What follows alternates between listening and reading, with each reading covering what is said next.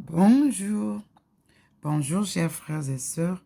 Comme chaque matin, nous sommes au rendez-vous des apparitions divines à Dr Ndomo Melingi Thérèse, 6 au 93A, avenue du Général de Gaulle à Saint-Louis. La précision vaut la peine.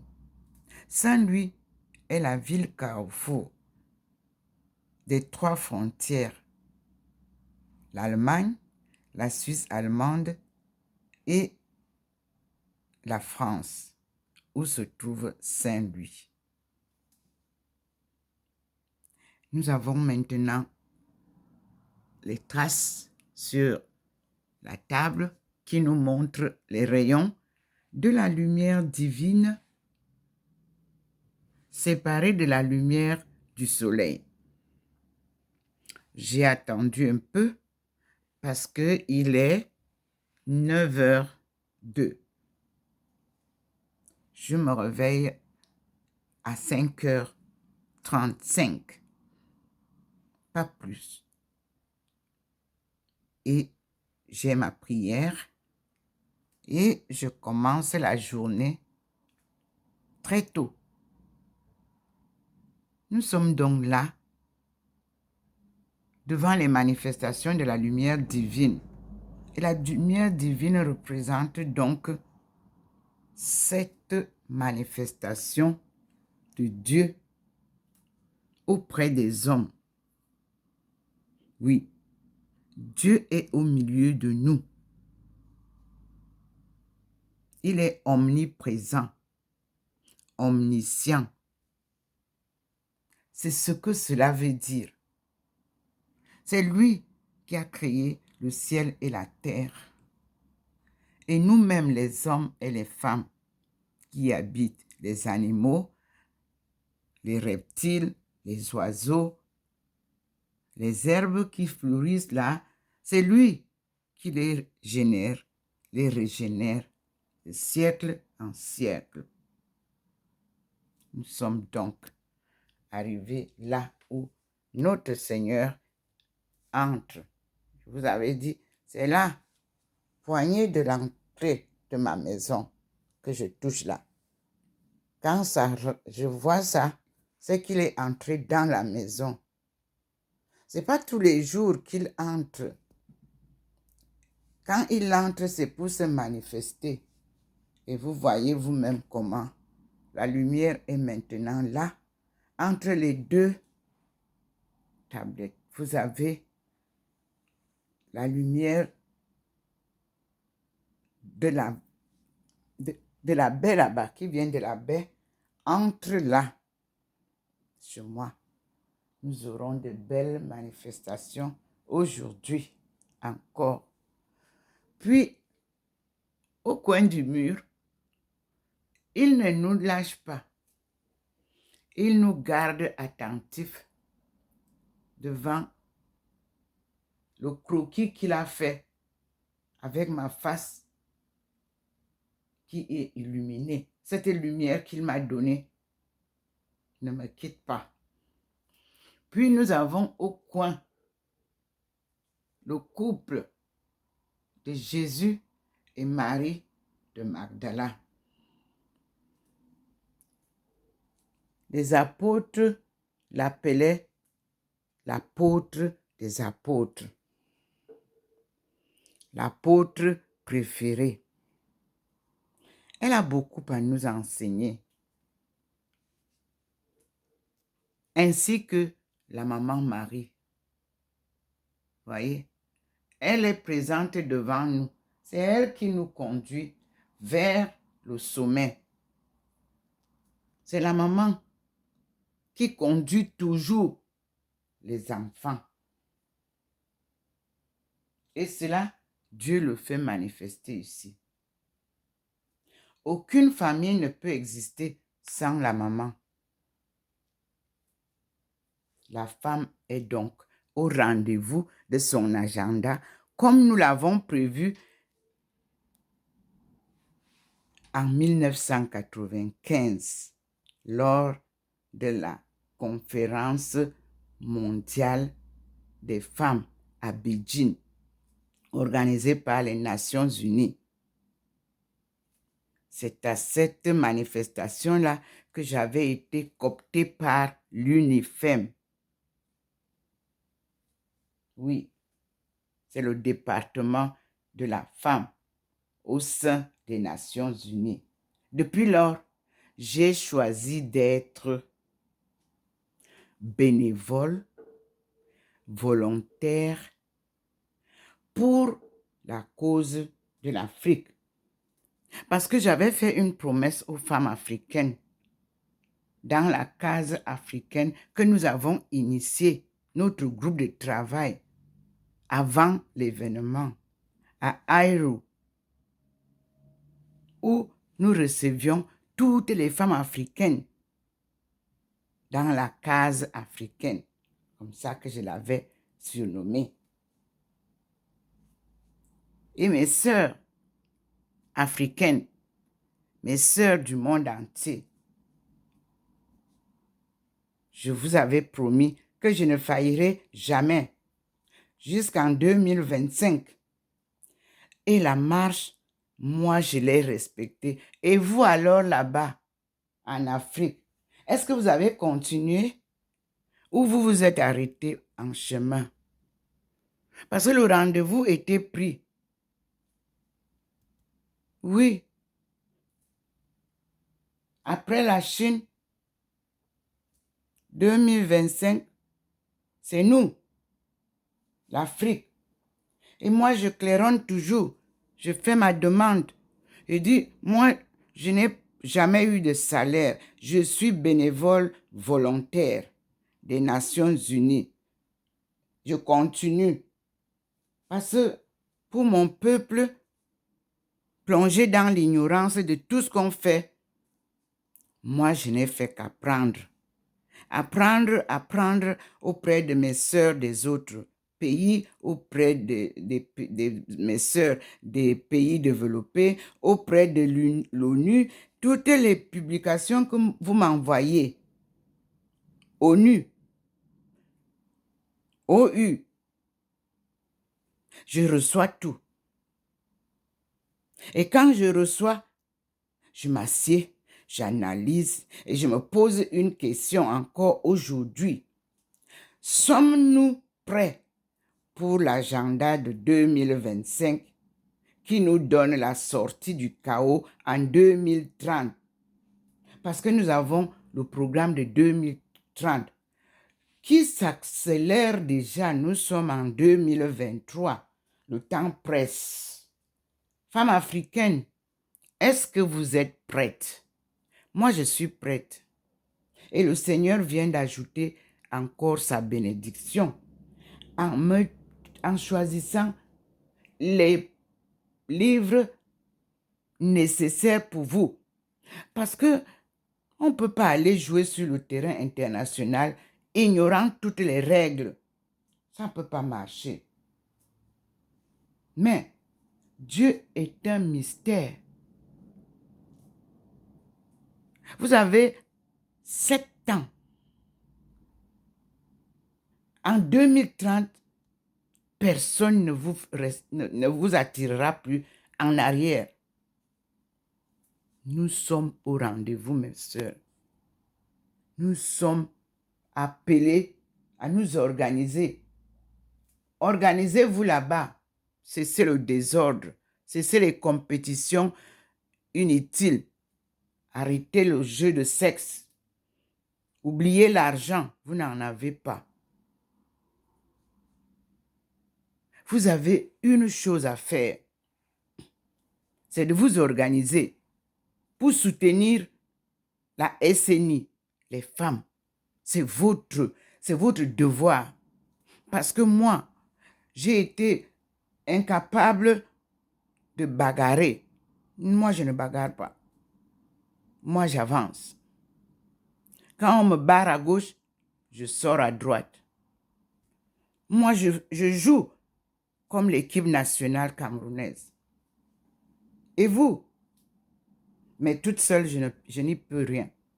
J'ai besoin de vous organiser.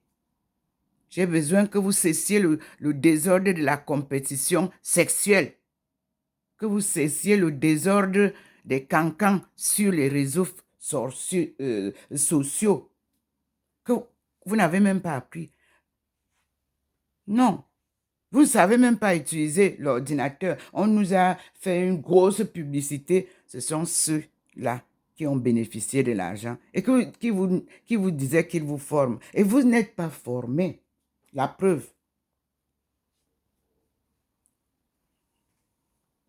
C'est vous-même qui savez. Nous allons dire bonjour à papa. Seigneur, pardonne-le leur, car tous, femmes et hommes, ne savent pas ce qu'ils font. Ils auraient dû te suivre depuis. Tu parles, ils n'écoutent pas. Tu les interpelles, ils ne te regardent pas. Elles ne te regardent pas. Mais toi, tu nous as aimés et continues à nous aimer. Pauvre pécheresse, pauvre pécheur. Seigneur, nous avons crié vers toi et tu es venu pour nous sauver. Oui. Si c'était la loterie qui était faite chez moi, c'est que ma porte n'aurait pas d'espace. Si c'est ce qu'on disait aux gens qu'il y a une loterie qui se joue chez Dr Ndomo Melingi Thérèse à Saint-Louis, toutes les Camerounaises de Saint-Louis, de Bâle, même jusqu'à à Strasbourg, toutes seraient présentes ici. Mais il n'y a pas d'argent à gagner ici, alors ça n'intéressera personne. Mais quand elles ont gagné l'argent, que font-elles avec? Dépenser. C'est pour ça qu'on parle du salaire. Allez toucher votre salaire. Vous touchez seulement. Et vous dépensez tout. Et vous recommencez. La vie est un ruisseau qui court. Et c'est pour ça que nos aïeux avaient une leçon d'envoyer les enfants au ruisseau, aller se laver. Ils s'asseyaient d'abord au bord du ruisseau. Ils observaient l'eau qui coule. La vie est un ruisseau qui court sans arrêt. Vous voulez courir avec ce ruisseau, vous ne pouvez pas. Soyez donc à la marche avec Dieu. Cette marche-là, on ne s'empresse pas. On va pas à pas. Je vous ai dit hier que le Seigneur a illuminé ces livres. J'ai pris ce qu'il a illuminé. J'ai classé maintenant ici. Là, voilà, il illumine. Là, vous avez ces livres. Chacun de ces livres a 1 ou 2 chapitres pour vous parler. Et le Seigneur a demandé que tout soit fait en anglais. Et il a trié, il a choisi, comme vous voyez là. Moi, ma richesse, ce sont les livres. Pour tout doctorant, déjà, rien que doctorant, un doctorant doit avoir au moins 400 livres. Pourquoi? Si vous gardez vos livres de la CIL au baccalauréat, vous pouvez déjà compter le nombre de livres que papa vous a achetés. Ce n'est pas à jeter, c'est à conserver. Et quand vous entrez au collège, de la 6e en 3e, vous pouvez compter le nombre de livres. Vos sacs sont toujours pleins. Ce n'est pas à jeter. Et quand vous rentrez maintenant en seconde, jusqu'en terminale, vous pouvez compter le nombre de livres. Puis, l'université, Si vous faites 3 ans, pour ceux qui arrivent seulement au master, vous pouvez compter. Et si vous faites alors jusqu'au doctorat, comptez le nombre d'années. Parce que le doctorat, c'est pas ce que les gens racontent là. Un doctorat ne s'obtient pas à 20 ans. Ah non. Non, non, non, non, non. Vous avez fait les recherches quand? Le doctorat, c'est pour aller valider ce que vous avez apporté comme idée. Et pour apporter cette idée, vous avez fait des recherches. Pendant combien d'années? Au moins 3 ans. Après le master. Et pour aller au master, oui, c'est vrai. Après le bac, il y en a qui font 1 an. Première année, deuxième. Ils ont déjà le master. Mais le master, là, est-ce que vous avez vraiment masterisé le sujet que vous voulez apporter? Alors, si on a tant de doctorats en Afrique, mais pourquoi on n'avance pas? Pourquoi on ne décolle pas? Pourquoi on n'applique pas les règles, les leçons, les stratégies, tout ce qu'on a appris au doctorat? C'est là où le bas blesse. Parce que le doctorat est théorique et pratique. Il manque donc chez nous la pratique. Parce que tous les gens disent, vous n'avez pas d'expérience professionnelle et vous avez un doctorat. Mais non, c'est vous qui devez apprendre aux autres sur le terrain ce que vous avez appris en théorie et en pratique. Alors, un doctorat sans côté pratique, sans stratégie, sans but, n'est pas un doctorat.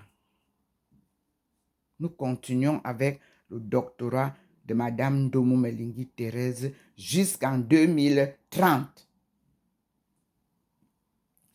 Le décollage socio-économique de l'Afrique, c'est là.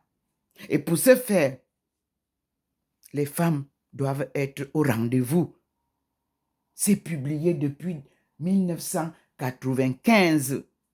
Ce rendez-vous, on ne peut pas aller au rendez-vous sans s'habiller, sans s'organiser, sans se mettre à jour, sans avoir un dossier. Comme vous arrivez souvent en Chine. Vous arrivez en Chine, vous venez pour acheter les costumes, pour acheter les chaussures, les cravates. Mais alors que vous êtes dans l'avion pour venir négocier les projets. Et vous arrivez, j'étais étonné, j'étais souvent embarrassé. Vous n'avez aucun projet pour venir présenter à la rencontre avec la Chine. Voilà notre erreur. Vous voulez aller demander de l'aide, mais vous arrivez, vous n'avez pas le dossier. Vous demandez l'aide, pourquoi? On vous donne l'argent. L'argent, c'est pour mettre dans les poches. Non, c'est pour réaliser le développement. Chers frères et sœurs, ce que la Chine vous a donné cette fois-ci doit expressément faire avancer le retard que vous avez. L'agriculture d'abord. Les villages aux villageois. Ils sont bien équipés pour nous faire avancer le développement industriel. C'est à eux qu'il revient, chacun dans son rayon géographique. C'est comme ça. On développe un petit pan, un deuxième pan, un troisième pan, une région, une deuxième région, une troisième région. Ne quittez pas vos régions pour venir dire que vous venez développer les régions des autres. Non. En économie, on développe son pays ou sa région. On se développe. Personne ne vient vous développer. Sinon, il y a exploitation de l'homme par l'homme. Nous, l'Afrique est très grand, un grand continent. Tout le monde a de la place. Fini le Bam Salam. Bam Salam veut dire tu achètes, tu revends. Non, c'est fini ça. Il y avait les marchés périodiques. Ça va se remettre en place. On avait aboli ça, pourquoi? Mais non. La ville n'est pas aux villageois. La ville est aux citadins, n'est-ce pas? City. C'est ici que le Seigneur vient me poser. Vous voyez comment il a déjà illuminé cet endroit-là. Nous allons dire bonjour à maman. Il y en a qui disent, vous priez Jésus africain. Est-ce que Jésus est africain? Mais je ne sais pas si vous m'écoutez même à YouTube. Je ne sais pas si vous regardez maintenant que depuis le pape Bénédicte, le pape Benoît XVI vous a ouvert le Vatican et vous a montré depuis 2008 que ce que je racontais et j'étais humilié était vrai. Marie noire, Jésus noir, Saint-Pierre noir, tous les apôtres noirs. Vous avez vu à Rome, quand on vous ouvre le curtain, c'est-à-dire le rideau, vous voyez la réalité de ce qui s'est passé dans le temps. La preuve ici, normalement, dans toutes vos communautés religieuses, vous avez cette croix de Jésus, noire. Cette face de Jésus qu'il m'a donnée. C'est comme ça que je le vois en vision rêve. Il est noir. Maman Marie nous apprend à prier. Voyez? C'est calmement, pieusement. Vous ne chahutez pas dans l'église. Vous entrez à l'église, les enfants passent par là, les autres, les femmes montent, elles descendent, elles veulent qu'on voit ce qu'elles ont porté, elles ont les talons. Non. L'église, au moment de célébrer l'Eucharistie, est un temps d'attention, de rencontre avec ce Jésus crucifié, ressuscité, monté au ciel, se transforme dans cette forme blanche de l'Eucharistie que vous voyez. Je l'ai expérimenté, je témoigne et j'espère que les sœurs carmélites de Huesca, où je suis partie en Espagne en 2013, j'ai passé mon séjour parce que j'ai fait plusieurs monastères pour compléter mon expérience de la vie monastique, pour comprendre comment vivre avec Dieu. Là-bas, Jésus m'a apparu dans l'Eucharistie. Lors de la contemplation, on appelle ça, c'est-à-dire le Saint-Sacrement. Cessez de donner le Saint-Sacrement ou cessez de porter le Saint-Sacrement, prêtre. Non, ce n'est pas vous qu'on voudrait voir. On pose sur l'autel le Saint-Sacrement.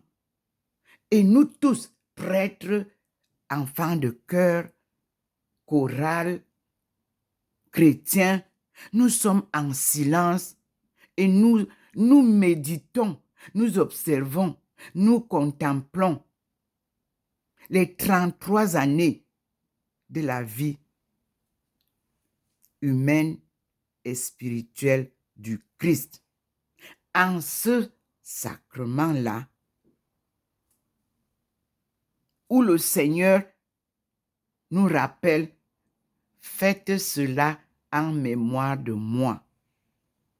Je vous assure, si l'Église catholique reprend la vie d'antan, c'est-à-dire, au lieu de chercher qu'on veut, on doit venir verser l'argent à l'église. Non, mais on va à l'église pour prier.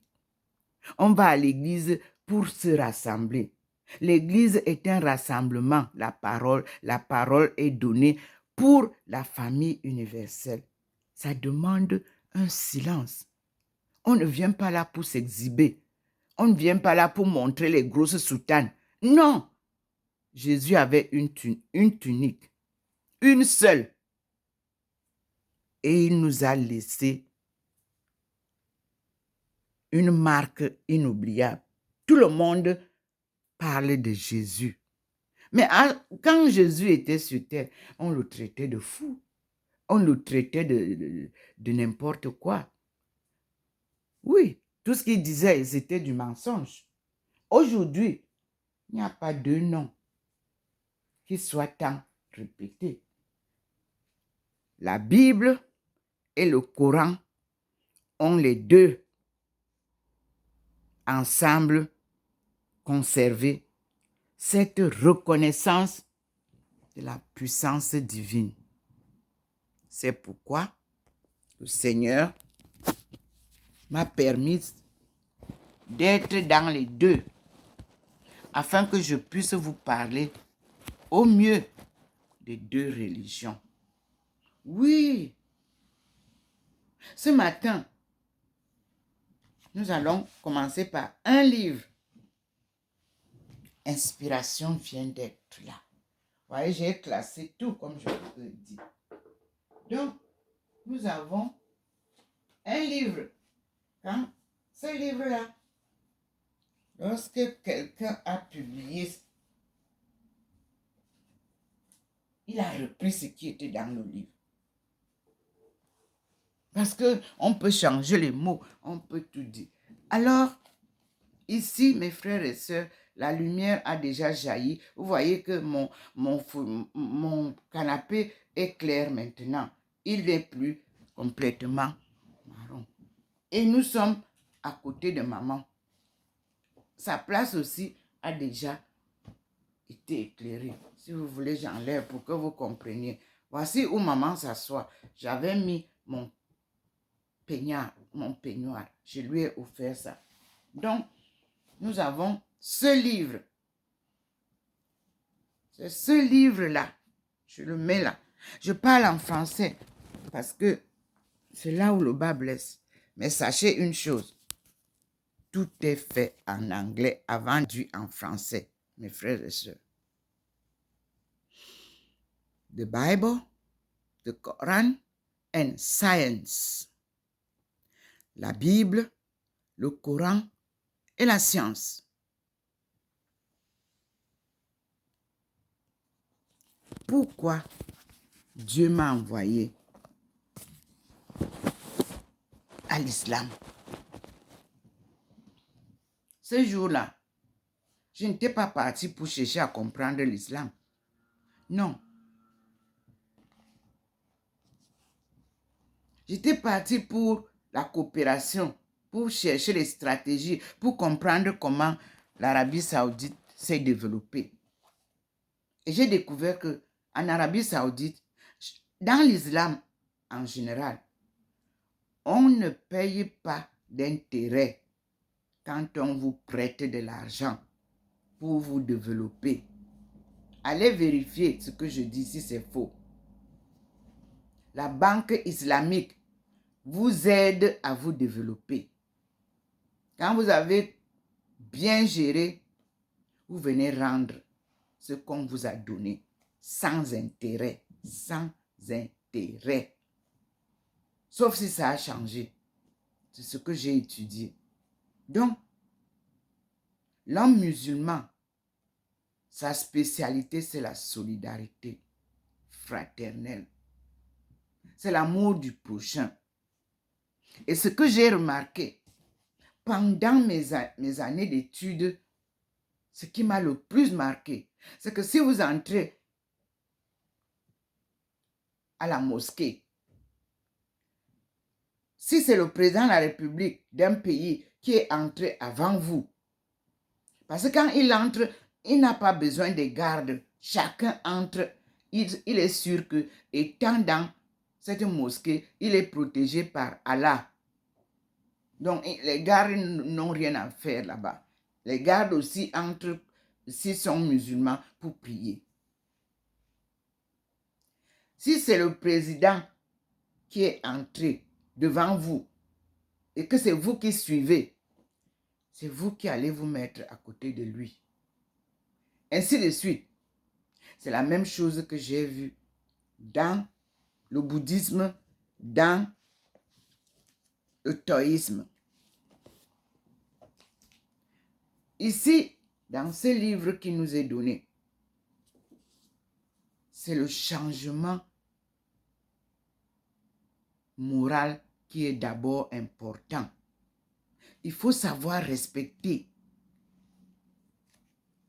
Respecter veut dire vous respectez vous-même. Respectez votre parole. Respectez les autres. Acceptez les autres tels qu'ils sont.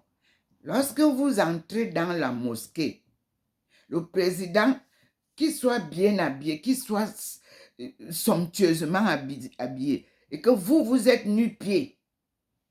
D'abord, on entre nu-pieds. Depuis un certain temps, moi, j'ai appris à marcher nu-pieds maintenant. Quand il m'a dit d'enlever les chaussures, je suis à la maison nu-pieds. Alors, vous vous mettez à côté de celui qui est venu avant. Les autres suivent en rang. Regardez comment les rangs sont. Parce que on n'a pas de chaise. On se met au sol et on loue Dieu. On se relève, on récite les surahs. Nous suivons celui qui nous conduit sans erreur. Alors, the Bible, the Quran and science. The holy scriptures examined in the light of modern knowledge. Ce livre m'a été donné parmi les livres qui m'ont été offerts le jour que le Seigneur m'a appelé à devenir musulmane à l'ambassade d'Arabie Saoudite à Beijing. Je sortais de l'église de la cathédrale catholique. J'avais rendez-vous chaque vendredi que Jésus m'avait révélé en rêve vision qu'il fallait que j'aille le rencontrer tous les vendredis pour vivre sa passion avec lui à la cathédrale de Beijing. S'il vous plaît. J'aime parler avec des preuves.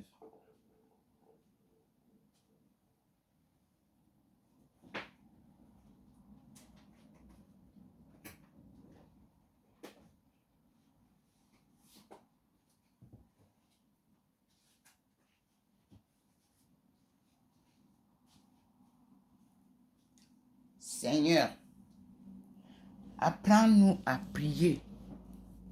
Mon Dieu, ce jour-là, oui, Monseigneur Bishop of Beijing Diocese, Michael Fu Tien-Chan.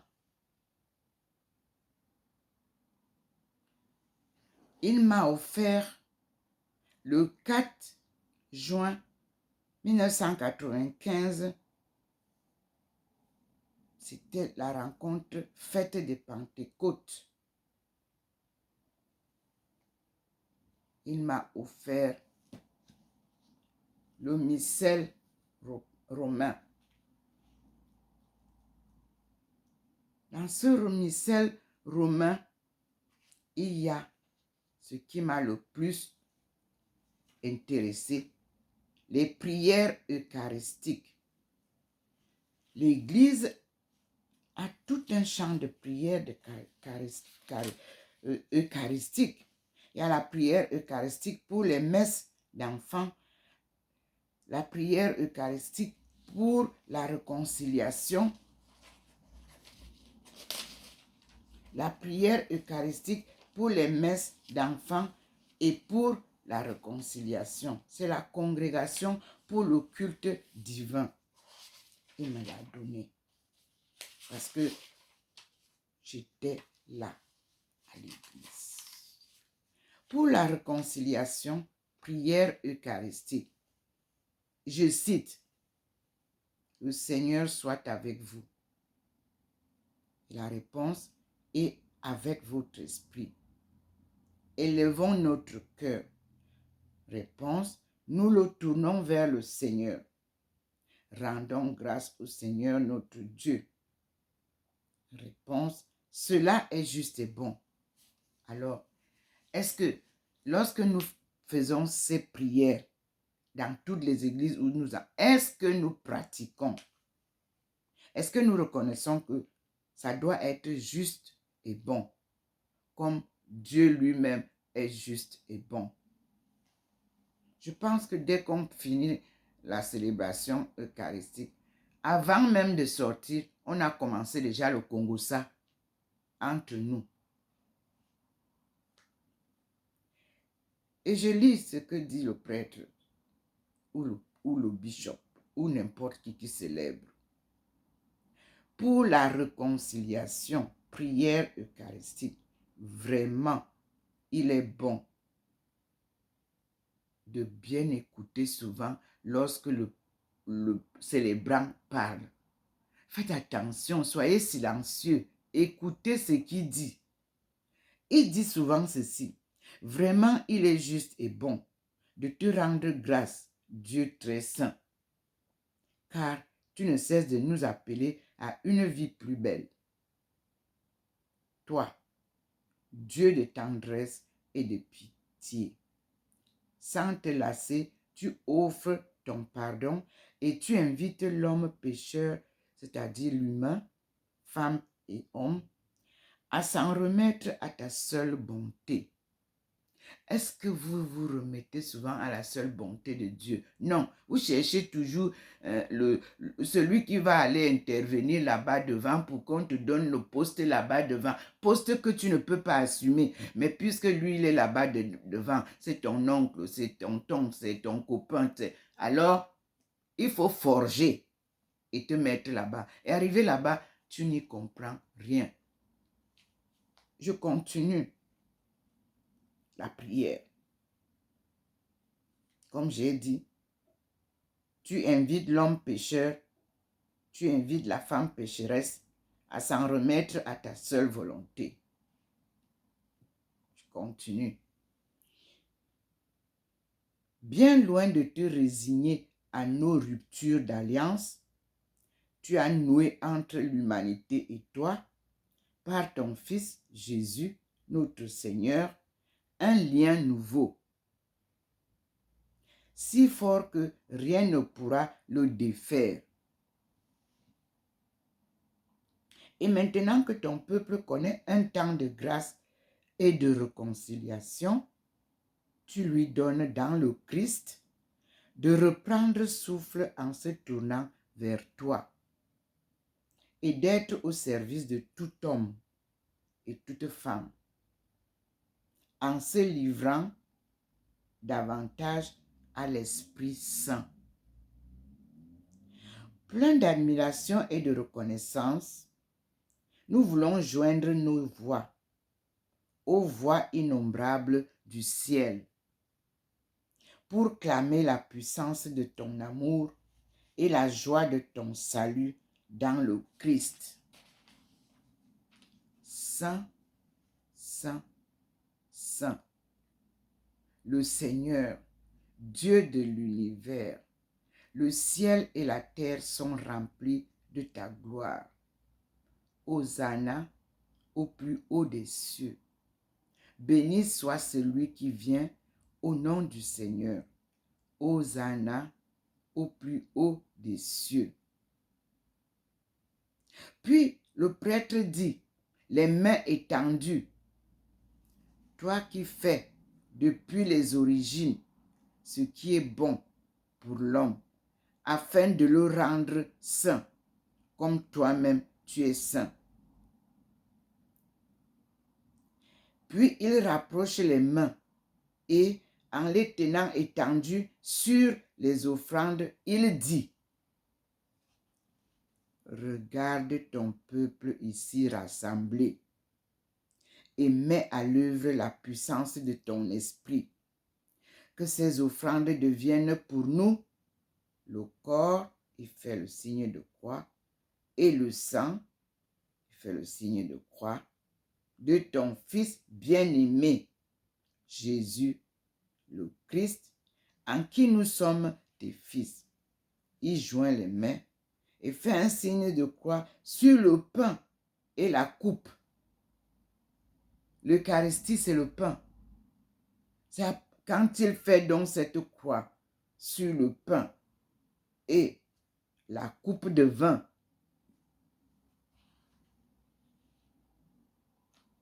Jésus le Christ, en qui nous sommes tes fils, nous qui étions perdus, incapables de nous rapprocher de toi, tu nous as aimés du plus grand amour. 2 points. Ton Fils, le seul juste, s'est livré entre nos mains et fut cloué sur la croix, sur une croix. Je m'excuse. Mais avant que ses bras étendus dessinent entre ciel et terre le signe indélébile de ton alliance, il voulut célébrer la Pâque au milieu de ses disciples. Comme il était à table, il prit le pain. Il prononça la bénédiction pour te rendre grâce, puis il le rompit et le donna aux siens en leur disant: prenez et mangez-en tous. Ceci est mon corps livré pour vous. Il s'incline un peu. Il montre au peuple l'hostie consacrée, la repose sur la patène et fait la génuflexion. À la fin de ce dernier repas, sachant qu'il allait tout réconcilier en lui par le sang de sa croix, il prit la coupe remplie de vin. Il te rendit grâce encore et la fit passer à ses amis en leur disant: prenez et buvez-en tous, car ceci est la coupe de mon sang, le sang de l'alliance nouvelle et éternelle, qui sera versé pour vous et pour la multitude en rémission des péchés. Vous ferez cela en mémoire de moi. Il montre la coupe au peuple, la repose sur le corporal et fait la génuflexion. Puis, il introduit une des 3 acclamations suivantes et le peuple poursuit. Il est grand, le mystère de la foi.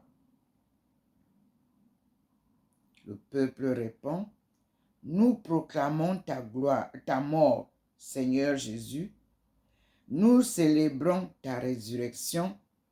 Nous attendons ta venue dans la gloire. Quand nous mangeons ce pain et buvons à cette coupe, nous célébrons le mystère de la foi. La réponse c'est: nous rappelons ta mort, Seigneur ressuscité, et nous attendons que tu viennes.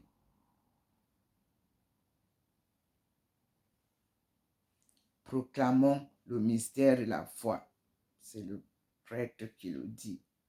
Et les chrétiens répondent, gloire à toi qui étais mort, gloire à toi qui es vivant, notre Sauveur et notre Dieu. Viens, Seigneur Jésus. Ensuite, les mains étendues, le prêtre dit, en faisant mémoire du Christ, notre Pâque et notre paix définitive, en célébrant sa mort et sa résurrection, en appelant le jour béni de sa venue et de notre joie, nous te présentons, Dieu fidèle et sûr, l'offrande qui remet l'humanité dans ta grâce. Regarde avec amour, Père très bon, ceux que tu attires vers toi, leur donnant de communier à l'unique sacrifice du Christ, qu'ils deviennent ensemble, par la force de l'Esprit, le corps de ton Fils ressuscité, en qui sont abolies toutes les divisions. Tiens-nous les uns et les autres en communion d'esprit et de cœur avec le pape. Oui, on donne le nom. Aujourd'hui, c'est le pape François. Hier, c'était le pape Benoît. Ainsi de suite. Et notre évêque, chacun dans sa région, on citera l'évêque de chaque région. Pour le moment, ici à Strasbourg, nous attendons la nomination du nouvel évêque des lieux. C'est l'évêque qui devient archevêque. C'est l'archevêque qui devient cardinal. Et c'est le cardinal qui devient pape. C'est une progression divine. Ce n'est pas les hommes qui font le choix du pape. C'est une manifestation divine d'un choix divin pour célébrer la gloire de Dieu. Et nous continuons. Puis, aide-nous tous à préparer la venue de ton règne jusqu'à l'heure où nous serons devant toi, saints parmi les saints du ciel, aux côtés de la Vierge Marie et des apôtres, avec nos frères qui sont morts, et que nous confions à ta miséricorde.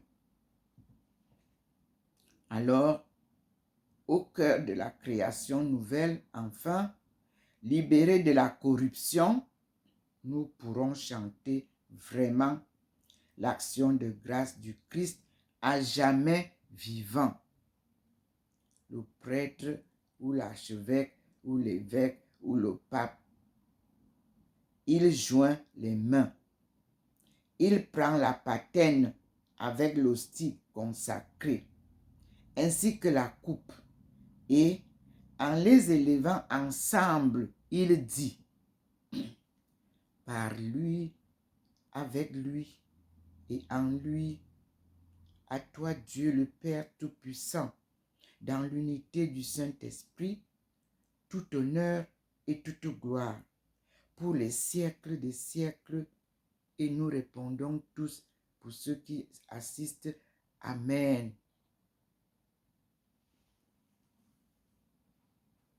Ça, c'est la première formule. La deuxième formule pour la réconciliation est la suivante.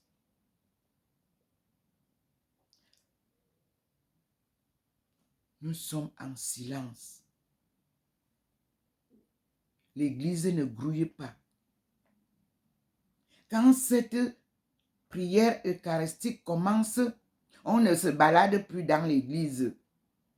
On ne cherche pas à venir s'asseoir devant. On attend que le prêtre bénisse le pain et le vin en mémoire du Christ vivant parmi nous. Mais il est mort. Il a été élevé au ciel. Vous voyez, nous avons déjà l'agneau à côté de moi pour ceux qui peuvent le voir. L'agneau blanc est là. Ici. Merci Seigneur. Il a souvent posé. Nous continuons donc la deuxième prière eucharistique. Je ne dis pas de réciter les deux. On fait le choix. Et nous écoutons. Et celui qui est donc le célébrant doit être constant. Il doit être plongé dans ce qu'il fait sans être perturbé autour de lui. Il est le célébrant.